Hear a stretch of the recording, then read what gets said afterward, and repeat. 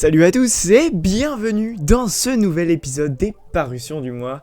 Et oui, encore aujourd'hui un nouvel épisode et on va parler des parutions du mois de mars et du mois d'avril 2022. Et je vous le dis tout de suite, le mois de mars, ça va être très rapide. C'est pour ça que j'ai pas fait de vidéo directement sur le mois de mars, parce qu'on n'a pas eu grand chose qui est sorti pour le mois de mars, et vous allez voir très vite.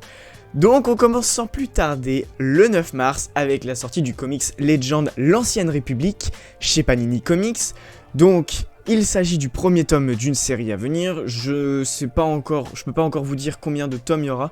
Moi je miserais bien pour au moins 2 voire 3, puisqu'ici on n'a que les 18 premières issues. Donc voilà, c'est déjà pas mal, mais ça va continuer.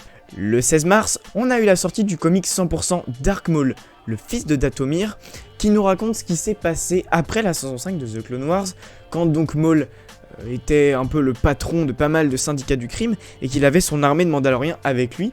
Donc voilà, ça nous raconte un arc qui aurait pu être dans The Clone Wars, mais qui a finalement été abandonné, et qui est donc raconté dans ce comics. Le même jour, on a eu la sortie du tome 4 de la série War of the Bounty Hunter, donc c'est l'avant-dernier tome qu'on aura pour cette série. On a eu donc la suite des aventures des séries donc Dr. Aphra 2020 et Dark Vador 2020. Vous savez, je vous avais dit, c'est bizarre, peut-être qu'ils les ont abandonnées ou qu'elles sont finies.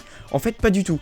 Là, elles ont été reprises pour les continuer et aussi donc développer donc, le crossover en soi, enfin le crossover en même temps avec les issues donc, qui font partie de la série War of the Bounty Hunter.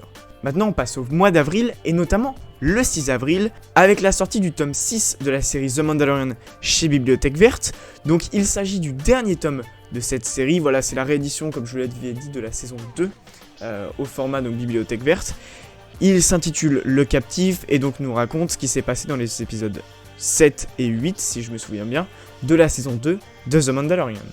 Le 20 avril, on a eu pour commencer la sortie du comic 100% La Haute République, tome 2. Donc voilà, il continue à mettre, donc vous savez, les petits comics au format 100%. Donc ici, on a les issues 6 à 10. Et voilà, donc c'est en gros, pour vous expliquer, c'est les petits comics, donc je crois la moitié du 3 et donc jusqu'au 5. Le même jour, on a eu aussi la sortie d'un comics de luxe qui s'intitule La Citadelle Hurlante, qui nous raconte donc l'association entre Luke Skywalker et le Dr. Aphra, qui vont aller donc dans la Citadelle Hurlante pour apprendre pas mal de choses sur les Jedi grâce à un cristal, donc le cristal de Rour, qui était déjà développé donc dans la série Dr. Aphra. Donc voilà, c'est un peu la suite, c'est un peu un intermédiaire entre deux comics de la série Dr. Aphra, et ça poursuit aussi donc la série Star Wars de 2015 si je me rappelle bien. Et enfin le même jour on a eu aussi la sortie de La Psychologie selon Star Wars. Donc voilà, c'est un ouvrage qui nous raconte quelles valeurs sont transmises dans toute la saga Star Wars, toutes les valeurs psychologiques qui nous sont transmises. Ça a été publié aux éditions de L'Opportun et voilà, c'est assez original, ça doit être assez intéressant à lire. Voilà, c'est un aspect plus sociologique et psychologique de ce qu'est l'univers Star Wars. Le 27 avril, on a eu la sortie du roman jeunesse Mission Catastrophe, qui est donc la suite de La Haute République.